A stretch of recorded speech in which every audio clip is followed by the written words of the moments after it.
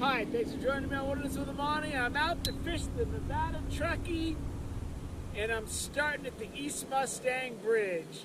This bridge is where everything downstream from it is single artificial barbless only. Single hook artificial barbless. I'm using, as usual, 1/8 ounce marabou jigs. And I'm looking for some browns or rainbows.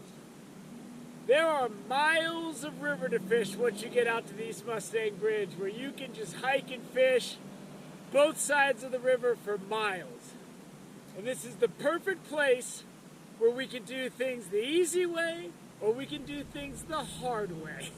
The easy way would be for me to get a nice fish in the net that satisfies me, get home early, get this video up, spend the rest of the day relaxing.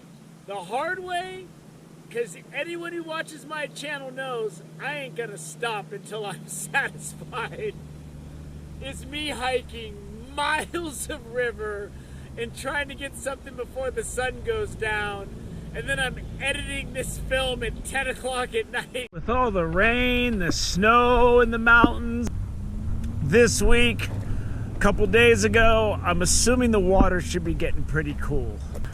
I was scraping ice off my windshield the last few days in Reno, so that's gonna help too. But there's a lot of fish out here. They can be tough to catch though. And to my delight, the water's clear enough. It's not perfectly clear, but it's clear enough. And if I get something good early, I will have no problems with going home. With that said, if I don't have anything in the net, there's no chance of me quitting until at least like 5 o'clock. I wouldn't mind fishing the other side, because the road takes you, you can start like a mile farther downstream. It gets you closer to the big footbridge in the middle where the boulders are where I like to fish. But the water's high. When the water's high, getting around down there when you get down to the bridge can be kind of tricky because the water cuts you off. So I'm just gonna take this way, walk the extra distance, and fish the extra water. This is a tricky spot to fish just because there's a rock. These boulders stop, and the fish can hang you up on the boulder drop off right there. So it could be. I've lost several fish right in this area right here. Sometimes you come out here and all of this is completely gone, and you can just walk up to the water. But obviously, there hasn't been any kind of gardening or brush clearing going on, because I am walking through an absolute forest to get to every opening, and I don't even know what this is going to look like once I get downstream a ways. I hope this whole day isn't fighting through stuff like this. It's like the point, you know the river's in there somewhere. Brown take 3 shots at my jig, and he just couldn't get it. But I'm not going to obsess on it, because that brown was maybe 10. With like a little imagination, that brown could be like maybe 11 inches. I feel like the water's just stained enough where it's gonna help me pass this jig off as something acceptable. Because so far, nothing seems to be finding it acceptable, but you never know, because I put so much action on it. You have no idea how many near misses I have, how many fish followed it, because unless it comes right up to there, because the water is a little stained, you're not gonna know. So I just gotta go until I hit pay dirt. The river's raging down below, so those are the areas where I usually have a little bit of an easier time, because the fish don't have such an opportunity to follow it and look at it. One advantage to using this little 4-foot 7 rod. It was 4'8", but with the rod tip changes, it got smaller. In this tight brush, it's really hard to cast, but if you get your underhand pitch casting down, you know, I can throw it 3/4 of the way across the river like that. And that's what gives me a rod with the 6-pound mono I use that's really flexible and it can cast far. And this small rod, it's just a good combo. It's a bad combo when the water's really fast and you hook a big trout, because with this ultralight rod, that's not the best time. My self-made reoccurring nightmare situation where I put my net down because the bushes are so heavy and I want to be ready if I get something, and then I keep fishing and then I get downstream and I'm like, where's my net? I found it. It only took me like a half an hour to break back through all this stuff. I set it right there, so if I got something over this, I would be ready. And then I just left it. So whether I wanted the hard way or not, I kind of made it the hard way by being a moron and leaving my net behind. And that only follows me getting on the freeway this morning and realize I left my camera at home. So I had to turn around and go back and get that. So what that's called, between the net and the camera, is a double jackass situation. Hee-haw! Hee-haw! I'm on the main trail, man. I'm not gonna fight through all that stuff and just to get down there and see what the river looks like. I gotta, I can save it for later if it comes down to it. I got something on the line, and it is a brown trout. But it ain't no day ender. But it's something on the board, and it's the first sign of a fish I've seen since that little 10-incher. It was like this fish's cousin was the one that was chasing my line. But look at him, get him a chance to rest. The water's pretty chilly, especially with all the snow that's melting up in the mountains. That's coming down too. But let's take a look at him really quick, and let's get back to fishing. Here we go. Nice little brown. And I'll show you what I was doing. Just trying to cover as much water as I can. This water's moving fast, and it's not that deep. It's got a lot of debris. So with this short rod, I almost keep it straight up and down. And when I cast, I close the bail before the jig even hits the water, or else you'll be snagged before you even know it. And that fish came, I don't know where he followed it from. What I'm trying to do is get the fish to follow it out of the fast water, and then when it gets to the slow stuff, they can catch up to it. Fish in the worst possible place. He's on the other side of this big boulder now. Where is he? All right, I might have to get wet to get this fish.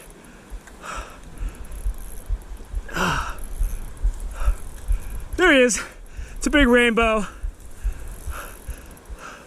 We got a big rainbow in this area last time. All right. Water's really deep right here, but I might have to just go into the water and get this fish. I mean, the second he hit it, he ran hard. All right, I'm going into the water. It's the only way I can get him. Jig's on the outside of his mouth. Oh, he got off. Darn it. He got off. I had to get in through this. I was almost there. Darn it. As soon as I hooked that fish, I knew I was in trouble. Because, I mean, I had to get through all of this down here. The water's like 3 feet deep right below the bank. I was going to jump in there, but I was going to have to get him through all that grass. And I just kind of threw my jig over these boulders where this fast water is. And that rainbow was right in the middle. He came up and nailed that. And I had him. I mean, I could see the jig was just... he hit it on a glancing blow. And that fish was just big enough and strong enough to get out of there. and beat me. He beat me straight up. I mean, if I was at the bank when he was right there, he would be in the net. I mean, I was trying to decide how I was going to do it, and I just spent too much time. That was a big rainbow, though. I saw him. He was right there. That was easy 18, 19-inch rainbow. I thought I was going to end my day right there, but now I'm going to go down and find some more big boulders to fish. I hooked that fish through that thick stuff right there. Why couldn't I have hooked that fish right here? I mean, that fish would have been in the net, man. I hooked it for a second. I just had about a big brown, man. I'm up on this cliff, and I was gonna leap down into the water. That was my plan. And I throw my jig, and I'm swimming it through these boulders, man, and that big brown came up and just nailed it. And I hooked, there he is. I got him again. I got him that time. I can't believe he won again. That is a big brown. Okay, stay calm, stay calm. I gotta get down to this level here.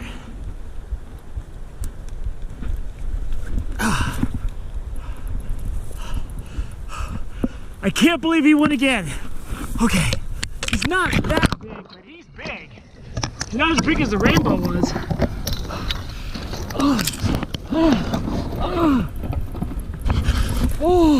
Oh, I didn't get him in. My net's not long enough.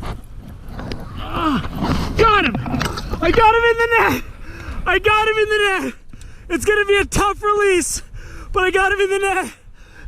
I don't even think this is the same big brown. The one that came up first was even bigger. This one's nice, though. I got my hands wet.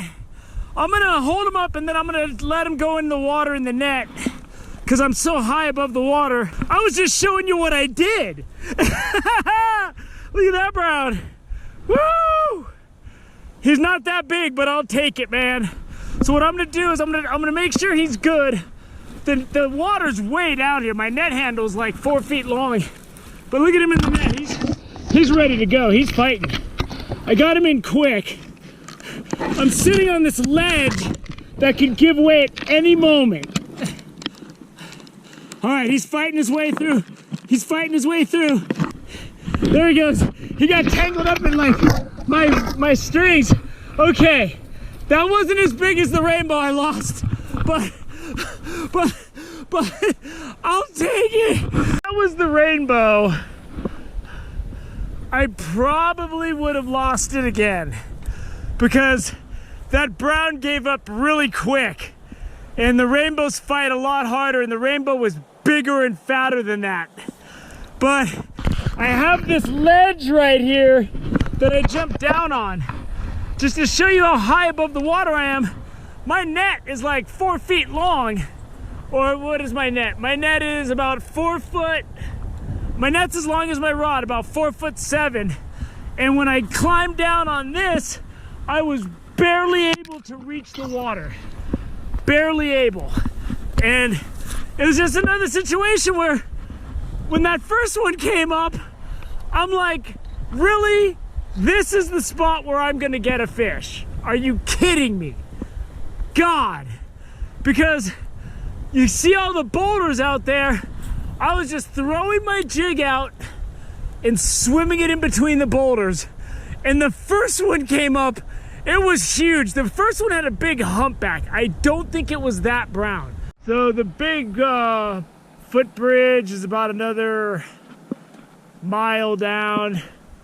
I think I'm gonna call it, man. I just, I want to have a little bit of day left before I have to go to bed. I gotta get up really early tomorrow. I want to go home and have a little bit of a day. It's already 2:30. I still gotta hike way back there to where my car is. I mean, I'm probably 2 miles in to the trail right now, so I got a bit of work to do before I'm driving. But when I lost that rainbow, usually when I go into a situation like that, I will say, okay, if I hook something big, this is what I'm gonna do. I'm gonna jump down there, I'm gonna do this, and I just hadn't been seeing anything. I hadn't been getting anything. And so I just kind of cleared the bushes out of the way, threw that in. That thing hit it before the camera went on. It just went, and then I'm just like, all right. Then I'm trying to figure it out as I go along. Okay, well, I tested the water with my net. It's only about 3 feet deep. I'm just gonna jump in and get wet. And I had the rainbow was like right on the other side of those bushes, just swimming. I mean, see, the problem is if you jump in, it puts slack in the line, and I would have lost the fish. And that's why a lot of times people in the comment section are like, dude, you're reeling when your drag is going. You shouldn't do that. I'm using a 4'7" ultralight rod with 6-pound test in swift water with these barbless jigs that come out if there's the slightest bit of tension. So once my rod's maxed out, all I got is my drag. And I had the tension, I got it. I thought I was going to lose the fish because he was on the other side of that big boulder in the middle of the stream. But then when he got on the other side of the boulder, I'm like, all right, now I got to start deciding what I'm going to do. Whatever. I don't care. It's awesome to see the fish come up and hit like that. I think those were two different browns kind of close to each other. The first one had a big humpback. I saw it. He came up and hit it.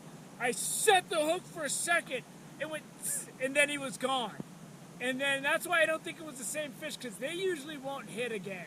Like once they feel the tension, they usually don't hit again. But I was able to get that fish. I had a plan though. I said, okay, this looks good. If I get something, I'm gonna climb down on this ledge, and and that's what I did. But even with this long net, I could barely reach the water. It's just, there's so many bushes and stuff. Wherever you can make a cast, that's what I was doing. So that was great. That brown didn't make up for the rainbow, like I said, but I'll be able to drive home and sleep tonight now that I got one good fish in the net, and all I didn't have was that one little brown.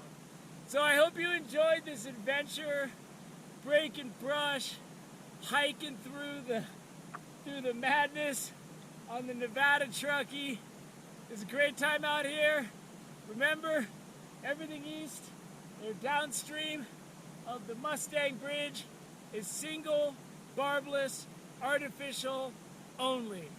So stay on the right side of the law. Don't be in that uncomfortable situation. I had no idea. I was on my way to the hospital and decided to stop and fish, and I didn't even check the regulations. Game wardens have heard it all. Thanks for joining me today out here. Until next time.